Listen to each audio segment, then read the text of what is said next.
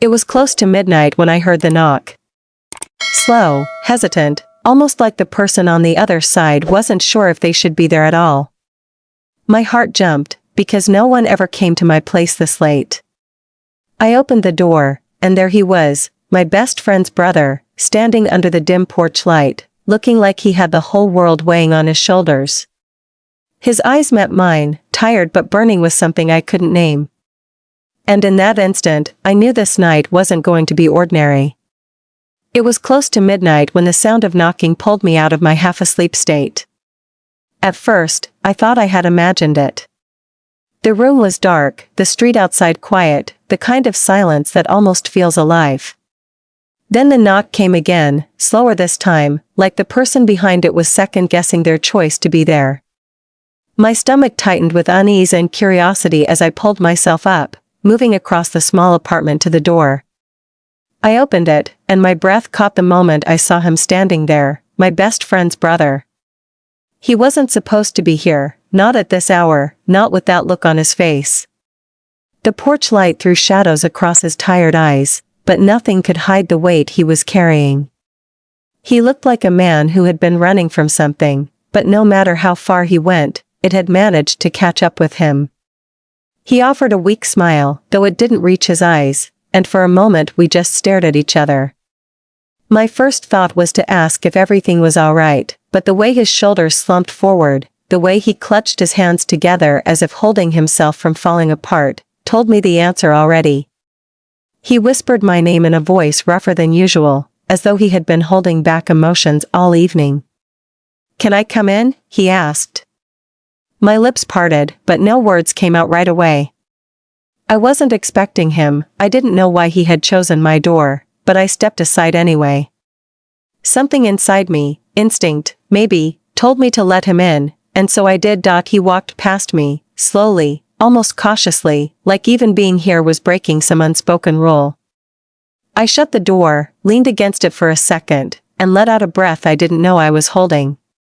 When I turned around, he was standing in the middle of my living room, hands shoved into the pockets of his jacket, eyes wandering over the space as if he couldn't settle them on anything. I finally broke the silence and asked if he was okay. He gave me a small laugh, one of those hollow ones that sound more like a cry. "Not really," he admitted. His honesty made the air feel heavier, but it also made something in my chest stir. I had known him for years, not as a friend but as the older brother of the person closest to me. He had always been distant, the type to keep his feelings locked up behind quiet smiles and guarded expressions. Seeing him like this, vulnerable and unsteady, felt strange. It felt dangerous too, like I was stepping into a space I shouldn't. But I didn't push him away. Instead, I gestured for him to sit, and he sank into the couch like his body had been waiting to collapse. I sat across from him, not too far, not too close, and for a moment we just listened to the silence around us. Then, almost unexpectedly, he started talking. His words were low, careful, but the pain underneath them was sharp enough to cut. He told me he couldn't stay home that night, that everything had been pressing down too hard, that he felt like no one saw him for who he really was. He didn't go into details, not yet, but his voice cracked just enough for me to know this wasn't something small. I listened, nodding, letting him know he wasn't alone in that moment. My chest tightened with empathy, and maybe something more, because it was impossible not to feel the rawness of what he was giving me. He wasn't the type to open up. And yet, here he was, at my door in the middle of the night, letting me see what others couldn't. As he spoke, I caught myself remembering small things I had noticed about him over the years, how his eyes always seemed to linger too long on the ground, how he laughed quietly like he was afraid of being too loud, how sometimes, when he thought no one was watching, he looked like a man carrying secrets too heavy for one person. I had buried those observations in the back of my mind, never letting myself think about them for long. But sitting there, hearing his voice tremble with honesty, it all came rushing back, and I couldn't deny how much I cared in that moment. It wasn't just sympathy, it was something deeper, something I couldn't name yet, but something that had been quietly growing inside me for longer than I wanted to admit. He rubbed his hands together, staring at the floor, and whispered that he didn't even know why he had come here. I just needed to be somewhere that felt different. Somewhere safe. Those words hit me harder than I expected. I wanted to tell him he was safe here, that I would keep that safety for him as long as he needed. But instead, I just nodded, because my throat was tight and my heart was racing too fast. I didn't want to say the wrong thing. I didn't want to break whatever fragile trust had brought him here. Time stretched out between us, the clock ticking softly in the background, but it didn't feel empty. It felt like something was building, something unspoken, threading itself between our breaths. I found myself watching him, really watching him, noticing the way the light from the lamp caught in his hair, the way his jaw clenched when he swallowed back emotions, the way his shoulders finally began to loosen as if being here was giving him a moment's rest. He lifted his eyes to meet mine, and for a second, I thought I saw something there, something that mirrored the storm in my own chest. The night was still young, but I already knew this wasn't going to be like any other night. He had knocked on my door with more than just his hand. He had brought with him his pain, his secrets, and something else neither of us was ready to name. And as much as it scared me, I couldn't deny the truth. Part of me was glad he had chosen my door. Because something about the way he looked at me in that silence told me this was only the beginning of a story I never expected to be part of. The clock kept ticking, but it felt like time had slowed inside that small room. He leaned back into the couch, finally letting out a sigh that seemed to carry years of silence. I didn't push him to explain, but the quiet between us began to fill with words he hadn't yet spoken. After a long pause, he admitted that he felt like he had been living a life that wasn't his. His voice shook as he described how people around him expected him to act a certain way, to fit into the role of the perfect older brother, the strong son, the one who had it all together. But inside, he felt like he was falling apart. He said he didn't know who he was allowed to be anymore. His words cut deep because they weren't just casual confessions, they were pieces of himself he had been holding back for too long. I listened, every part of me tuned to his voice, to the way his hands tightened and loosened as though he was wrestling with his own honesty. He glanced at me with a hesitation that made my chest ache. "Do you ever feel like you're just invisible in your own skin?" he asked. The question hung heavy between us. I wanted to tell him yes, that I knew exactly what that felt like. I wanted to admit all the times I had looked at myself in the mirror and felt like I was playing a role I didn't audition for. But instead, I nodded slowly and said, "More than you think." His eyes softened at my answer, like he had been waiting for someone, anyone, to say they understood. For the first time, his shoulders seemed to ease just slightly, and the walls he had built around himself showed cracks. The night deepened, and the city outside had gone completely silent, but in my living room the air was heavy with truths we were both scared to name. He spoke about how suffocating it was to hide who he was, how exhausting it felt to always wear a mask around family, friends, even around his own reflection. He confessed he had been carrying this weight for so long that he didn't even remember what it felt like to breathe freely. I could see the pain in his eyes as he said it, but I also saw a flicker of relief, as if finally voicing these words out loud was giving him a piece of his freedom back. I found myself leaning forward, not just to listen, but to be closer to him, to show him through my presence that he wasn't alone anymore. I wanted to reach out, to take his hand and let him know he could rest here, but I held myself back, afraid it might be too much too soon. Instead, I told him he didn't have to explain everything, not tonight, not all at once. He looked at me then, really looked, and the silence that followed was different. It wasn't heavy anymore. It was alive, filled with something unspoken, something waiting between us. We started talking about smaller things, almost as if we both needed a break from the weight of his confessions. We laughed about moments from the past, awkward family dinners, inside jokes from years ago when I had been around as his brother's friend. The laughter came softly at first, like testing the air, but soon it grew easier, more natural, as if for a moment we were just two people who had forgotten the world outside. I noticed the way his face lit up when he smiled, how his eyes crinkled at the corners, how he seemed lighter than when he had first walked in. But just as quickly as the laughter came, it faded into a quiet pause, and in that pause, our eyes met. Something shifted in the way he looked at me then. It wasn't just the gaze of someone seeking comfort, it was deeper, filled with a longing he hadn't yet spoken. My chest tightened, my heartbeat quickening as I tried to steady my breath. I knew I shouldn't overthink it, but the electricity in that silence was impossible to ignore. His hand brushed against the cushion between us as if it wanted to reach further but didn't dare. My fingers twitched with the urge to close the distance, to give him the reassurance he was too afraid to ask for. He leaned back again, rubbing his face with his palms, and muttered that he hated feeling weak. I shook my head and told him he wasn't weak for feeling, that admitting the truth took more courage than pretending. His eyes lifted to mine, and I could see he wanted to believe it, but years of hiding had left scars that words alone couldn't heal. I didn't press him, but I stayed right there, letting him feel the steadiness of my presence. He let out a breath, softer this time, and said, "I don't even know why I'm telling you all this." I smiled faintly and whispered, "Maybe because you needed to, and maybe because I needed to hear it." He stared at me a second longer, and something in his expression shifted from exhaustion to something warmer, something almost tender. The hours stretched, but neither of us seemed to care. He spoke, I listened, then I spoke, and he listened back.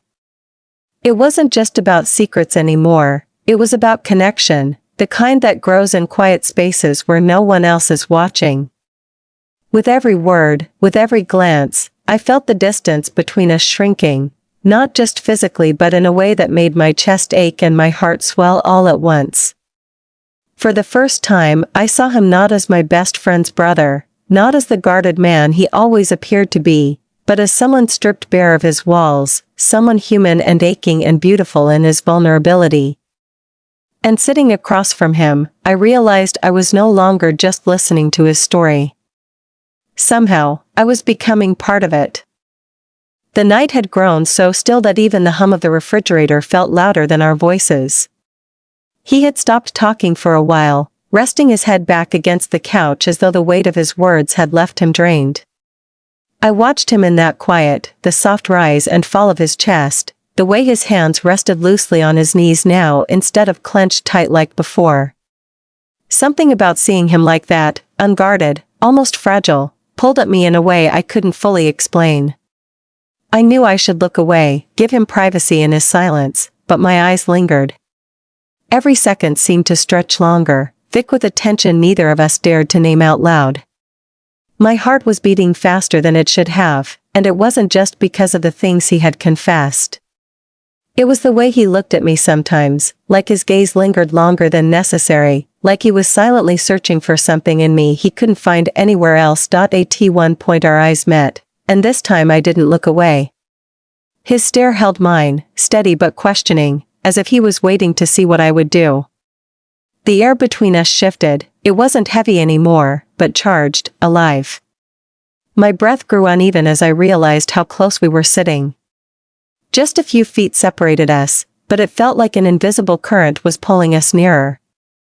I could see the faint trace of exhaustion in his face, but also something else flickering beneath it, hesitation mixed with desire, fear tangled with yearning. The silence grew louder than words ever could, and I felt myself leaning forward slightly, not enough to close the distance, but enough to show that I wasn't afraid of it. He broke the silence first, his voice softer now, almost a whisper. "It feels strange being here like this," he said, his eyes still on mine. "But, it doesn't feel wrong." That confession hit me hard, stirring something deep inside me. My lips parted as if to respond, but nothing came out at first. All I could do was sit there, caught in the storm of his honesty and my own unspoken feelings. Finally, I managed to murmur, "I know what you mean." He gave the smallest nod, like he understood that my words carried more than I was saying. We slipped back into another quiet moment, but this time it wasn't empty. His hand shifted on the couch, brushing against the space between us. My fingers twitched, restless, aching to bridge the gap. I told myself to stay still, to keep control, but when his knuckles grazed the side of my hand, it felt like fire rushing through my veins. It was the lightest touch, almost accidental, but it sent a shiver down my spine. He didn't pull away, and neither did I. The contact was fleeting, tentative, but it was real. It felt like the world outside had ceased to exist, like this room was the only place where time still moved, and it was moving towards something inevitable. I swallowed hard, trying to steady my breathing, but the sound of his next exhale made it clear that he felt it too. His eyes flicked down to our hands before returning to my face, and in them I saw the same storm I was trying to hide. We were standing on the edge of something dangerous, something that could change everything, and yet neither of us moved away. My thoughts were a mess, images of my best friend flashed through my mind, the risk, the betrayal, the consequences, but none of it was strong enough to pull me back. In that moment, all I could feel was the pull of him, sitting right there, letting me see parts of him no one else had seen. He leaned forward slightly, just enough for the distance between us to shrink. My breath caught as his shoulder brushed mine, the warmth of him seeping into me. My chest tightened as I felt the tension coil tighter, the silence almost unbearable now. I could hear my own heartbeat in my ears, and I wondered if he could hear it too. My lips parted again, but words failed me. Instead, I stayed still, frozen in the intensity of the moment. His face was close now, close enough that I could see the flecks of color in his eyes, close enough to feel the heat of his breath when he exhaled. The world seemed to narrow to just that space between us, that fragile thread holding us apart. And then, without warning, his hand shifted again, resting gently against mine. This time it wasn't accidental. This time it was deliberate, trembling but sure. My breath hitched, and I looked down at our joined hands, stunned by how something so small could feel so overwhelming. He gave my fingers the lightest squeeze, almost like asking for permission. I didn't pull away. Instead, I let my thumb brush against the side of his, answering him without words. That was all it took. The silence that followed wasn't heavy anymore, it was full of everything we had been too afraid to say. My chest swelled with emotions I could barely contain. I had wanted this for so long, though I had never admitted it, not even to myself. And now here it was, unfolding in the quietest, most unexpected way. His head tilted slightly, his eyes flicking from mine to my lips, and I knew the space between us was seconds away from breaking. My heart was racing, fear and desire clashing inside me, but I didn't move back. I stayed right there, letting the moment carry us forward, knowing that whatever happened next, nothing would ever be the same again. The air between us was trembling with things unspoken, and I could feel every beat of my heart echoing through my chest like a drum. His fingers remained on mine, a simple connection but one that carried the weight of everything we had been holding back.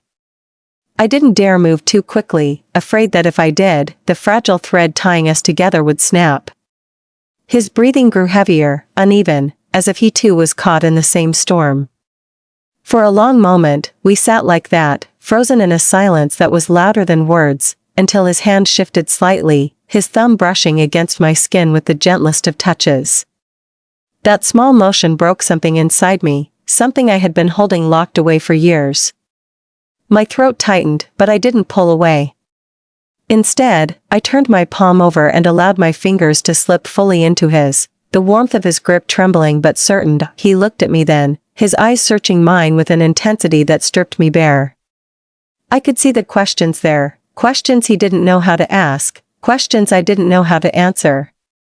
But behind those questions, there was something else, a quiet yearning, a hunger that had been buried for too long. My chest ached at the sight of it because it mirrored everything I had tried to bury within myself. I wanted to tell him I understood.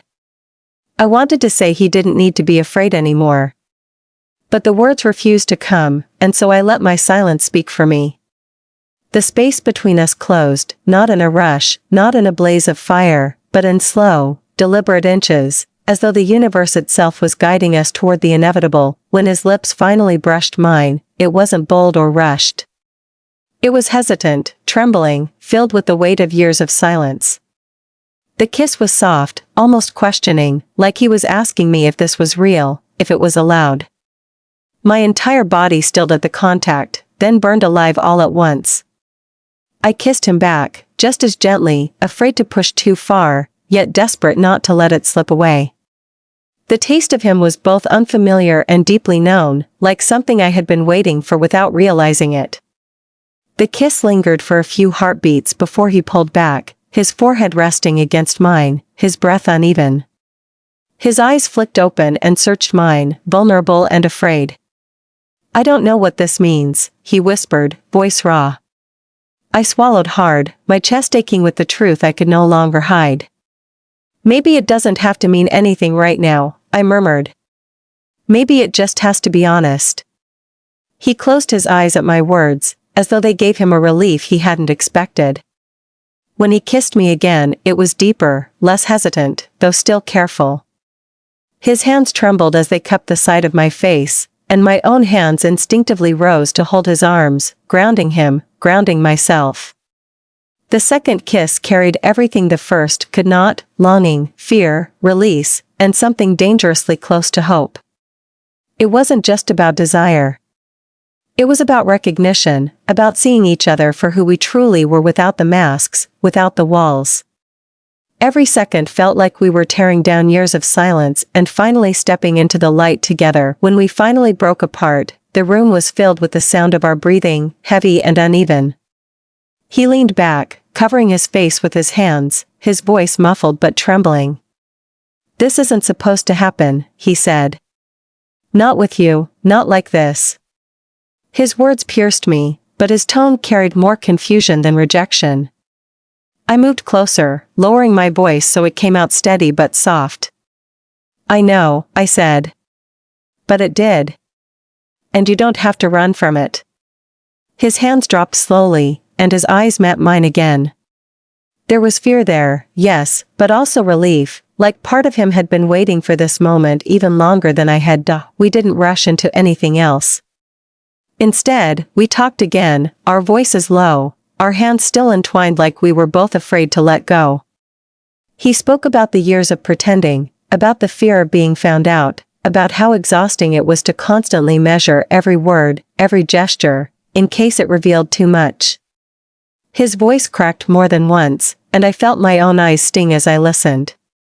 I told him he wasn't alone in that I understood the ache of hiding, of burying parts of yourself so deep you almost forget they exist. The more we spoke, the more it felt like our words were stitching something together, something fragile but real. The kiss had changed everything, but it hadn't broken us. If anything, it had given us permission to finally speak, to finally be. We stayed close, shoulders touching, hands locked, voices quiet. The outside world might have judged, might have torn us apart, but in that room, in that night, we created a space that belonged only to us. And though fear still lingered like a shadow, something stronger began to take root, a fragile trust, a quiet flame, a truth neither of us could ignore anymore. The silence after our confessions wasn't empty, it was heavy, alive, filled with the weight of what had just happened between us. My lips still tingled from the softness of his kiss, and my chest was struggling to calm down, each heartbeat crashing against my ribs as if reminding me that nothing could ever be the same. He leaned back against the couch, running his hand through his hair, his eyes darting everywhere except mine. I knew he was fighting himself, caught between the pull of desire and the fear of consequence. For a while, neither of us spoke. The air felt fragile, as though one wrong word might shatter it all. But eventually he exhaled and whispered, "I don't know how we're supposed to go back to pretending." His voice was raw, threaded with guilt and longing. I looked at him, feeling the ache in my chest sharpen. "Maybe we don't have to pretend anymore," I said, though even as the words left my mouth, I felt the sting of their weight. Because pretending was safe, and this, whatever this was anything but. He turned toward me, his face conflicted, his eyes searching mine like he wanted to believe me but couldn't let himself. "You don't get it," he said, shaking his head. You're my brother's best friend. If he knew about this, if anyone knew, he trailed off, his voice breaking. I felt the truth of his words sink into me, cold and sharp. The reality was cruel, our closeness wasn't just about us. It carried risks that stretched far beyond this room, but as much as the fear tried to choke me, the warmth of his hand still lingered in mine, and I couldn't ignore that. I leaned in slightly, steadying my voice. I do get it, I said. I know it's complicated. I know it could break everything. But what happened tonight, it's real. And pretending it isn't would hurt more than admitting it. He stared at me for a long moment, his eyes glossy with emotions he was trying hard to control. Finally, he closed them, his jaw tightening, and whispered, I've wanted this too, for longer than I should have. The confession hit me like a wave, almost knocking the air out of my lungs. I wanted to reach for him, to hold him, to erase the years of silence that had buried this truth, but I stayed still, letting him say the words he had probably swallowed 100 times before. His voice cracked when he continued. Every time you were around, I tried to act normal. I tried to ignore it. But it never went away. It just got heavier. My chest tightened, and I felt my throat burn. There it was, the thing neither of us had dared to name. We weren't imagining this. It wasn't one-sided. It was a truth we had both been carrying, silently, painfully, until tonight broke the walls down. I moved closer then, not with suddenness but with quiet certainty, and placed my hand gently on his arm. He didn't flinch. In fact, his shoulders seemed to relax under my touch, like the contact grounded him. You don't have to carry it alone anymore, I said softly. He opened his eyes, and the way he looked at me made my chest ache all over again. There was fear, yes, but there was also relief, like part of him was finally letting go of a burden he had held far too long. We didn't kiss again right away. Instead, we talked in hushed voices, the kind you use when you're afraid the world might hear. He admitted the loneliness of hiding, the exhaustion of pretending to be someone he wasn't, the fear that even the people closest to him would turn their backs if they knew the truth. I told him my own truths, how I had felt invisible for years, how I had hidden pieces of myself in shadows, how I had longed for connection but never believed I'd find it with him. The honesty poured out of us like water from a cracked dam, messy and unstoppable. At some point, our hands found each other again, and we held on tightly, as though we were both afraid of drifting apart if we let go. His thumb traced over my knuckles absent-mindedly, a small motion but one that sent warmth rushing through me. It wasn't just about desire anymore. It was about comfort, about finding something real in the middle of all the fear. The more we spoke, the more the room felt like a cocoon, a safe space carved out of the chaos of the world outside. Hours seemed to pass in the blink of an eye. The lamp cast a soft glow around us, and the sound of the city outside was distant, almost forgotten. For the first time in years, I saw him not as my best friend's brother but as a man stripped of his defenses, letting me see the raw, fragile truth underneath. And in that moment, I knew something had shifted between us forever. We could pretend tomorrow, we could face the fear later, but tonight belonged only to us. Tonight, we had chosen honesty over silence. When his head finally rested against my shoulder, the weight of it felt like both a question and an answer. I closed my eyes, letting the warmth of his presence sink into me, and I realized that no matter how dangerous this was, no matter how complicated, I couldn't regret it. Because for the first time in a long time, I felt alive. The first light of morning crept in slowly, spilling across the room in soft streaks of gold. I felt the warmth against my skin before I even opened my eyes, and for a moment I thought I had been dreaming. His weight was still there, his head resting lightly against my shoulder, his breath slow and steady as he slept beside me. I didn't move. I barely even breathed. I just sat there, letting the reality of it wash over me. The night had been a blur of confessions and truths, of trembling hands and lips that finally dared to meet. And yet here we were, not undone by what had happened, but made quieter by it, like the storm had passed and left only a fragile calm. My eyes lingered on him, studying the way the light touched his face, the softness in his features that the world rarely got to see. He looked younger in his sleep, almost peaceful, stripped of the weight he always carried when awake. Something stirred inside me as I realized how much I wanted to keep him like this, safe and unburdened, even if only for a little longer. Eventually, his eyes fluttered open, slow and heavy, and for a second confusion flickered across his face before he remembered where he was. His gaze met mine, and there it was again, that vulnerability, that quiet fear mixed with something warmer. He shifted slightly, sitting up straighter, running a hand over his face as though to wipe away the remnants of the night. I braced myself for regret, for distance, for the moment he would pull back into himself. But instead, his voice came low, rough with sleep, almost fragile. "You didn't push me away," he said, as though he still couldn't believe it. I shook my head slowly, holding his gaze. "I never wanted to." My words seemed to sink into him, and I watched as his shoulders lowered, a small piece of the tension slipping away. We sat in that soft morning light, letting the silence carry us. Neither of us wanted to break it with too many words, afraid of shattering the delicate thread that still connected us. When he finally spoke again, his tone carried the weight of what was coming. "What happens now?" The question hung heavy in the air, one I had been avoiding even in my own mind. I didn't have an answer, not one that would make it easier, not one that would erase the fear of what lay ahead. I swallowed hard and said the only thing I could. "I don't know. But I know I don't regret last night." He looked at me then, his eyes searching, testing, and whatever he saw there made him nod faintly, though uncertainty lingered on his face. We moved into the kitchen together, the silence broken by the small noises of morning, the clink of cups, the soft pour of coffee, the scrape of chairs against the floor. It felt strange, almost surreal, to do something so ordinary after a night that had been anything but. He sat across from me, his hands wrapped tightly around the warm mug, his eyes darting down to the table more often than they met mine.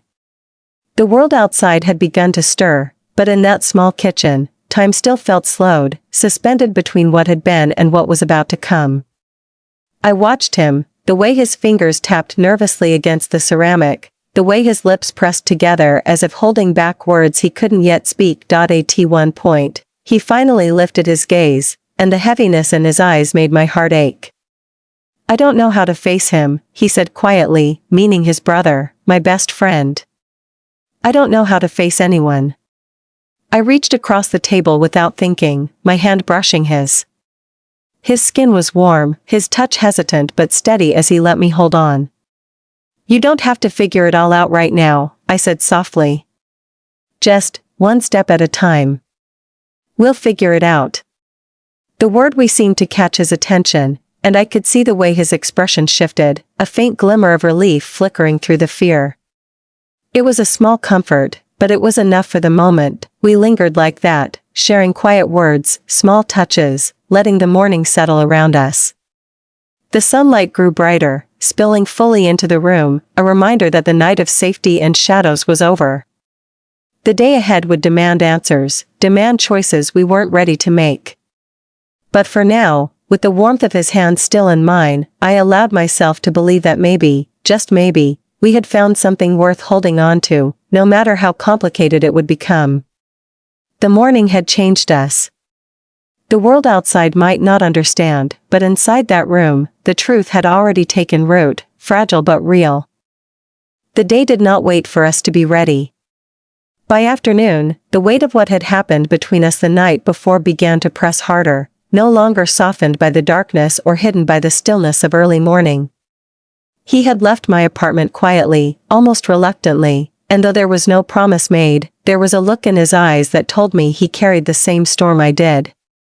I thought I would have time to breathe, to make sense of it, but life never offers that kind of mercy.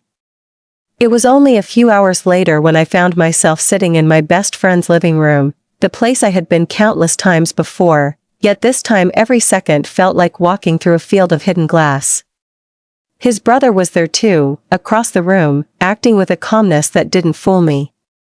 Every glance we avoided spoke louder than the ones we shared. My best friend was oblivious, laughing about something trivial, but I could barely hold on to the words leaving his mouth. My chest was tight, my throat dry, because I couldn't look at his brother without feeling the memory of his lips still pressed against mine. At one point, my best friend stepped out of the room to grab something from the kitchen, leaving the two of us alone. The silence that fell was suffocating. He shifted uncomfortably in his chair, his fingers drumming against his leg as though trying to bleed out the tension. I wanted to say something, anything, but the words tangled in my throat. Finally, he spoke, his voice low, almost a whisper. "We can't let him find out," he said, not looking at me. My stomach knotted, not because I didn't know he was right, but because the way he said it felt like a wall being built between us all over again. I wanted to argue, to tell him that what had happened wasn't something I could tuck away in the shadows. But fear has a way of making cowards out of all of us, and so I just nodded. The evening stretched painfully slow. My best friend was cheerful, oblivious, but I could feel his brother's eyes on me in fleeting glances, quick and restless, like he couldn't stop himself even if he tried. Every time our gazes met, even for a second, it was like being pulled back into that living room, into that moment of trembling hands and whispered truths. My chest ached with the effort of keeping still, of pretending nothing had changed, when everything had. I left earlier than usual, muttering some excuse, and when I stepped outside into the cool night air, the weight of what we were doing hit me fully. This wasn't just about us anymore. It was about loyalty, trust, the thin line between love and betrayal. That night, he showed up at my door again. Not with hesitation this time, but with urgency, his eyes burning with conflict. I stepped aside and let him in without a word. He paced the room like a man on fire, running his hands through his hair, muttering fragments of thoughts that barely made sense. Finally, he stopped and looked at me, his voice raw. "I don't know how to do this. I don't know how to be around you and not feel it." His confession cut through me like a blade, sharp and unrelenting. I wanted to reach for him, to hold him still, but I stayed where I was, giving him space to burn through his turmoil. "Then don't hide it," I said quietly, though the fear in my own chest betrayed me. He shook his head furiously. "You don't understand.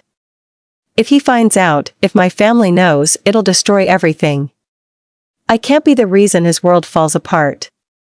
I walked closer then, closing the distance he had left between us, and lowered my voice.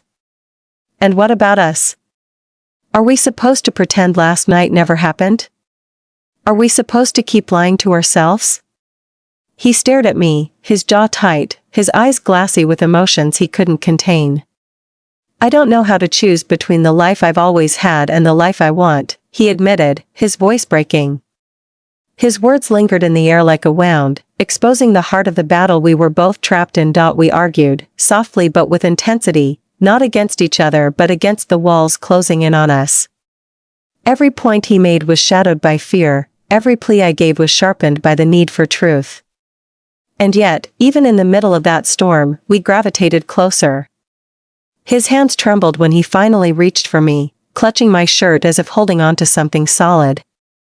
His forehead pressed against my chest, his breathing ragged, and I wrapped my arms around him without thinking, steadying him, steadying myself.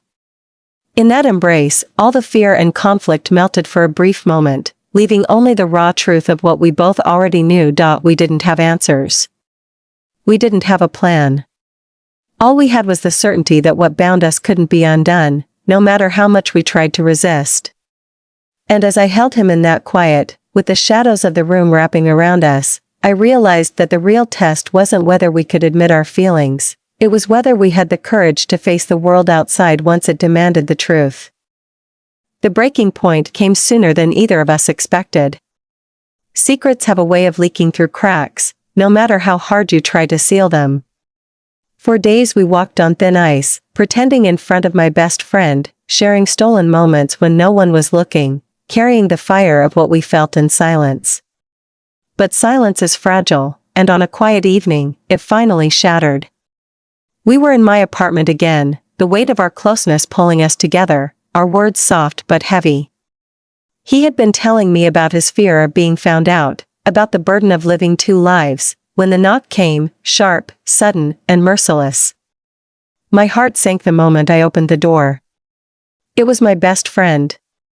His face was hard, his eyes full of questions that already carried answers he didn't want to believe. The air froze. He stepped inside without waiting for an invitation, his gaze darting between the two of us. His brother stood stiff, guilt written in every tense line of his body.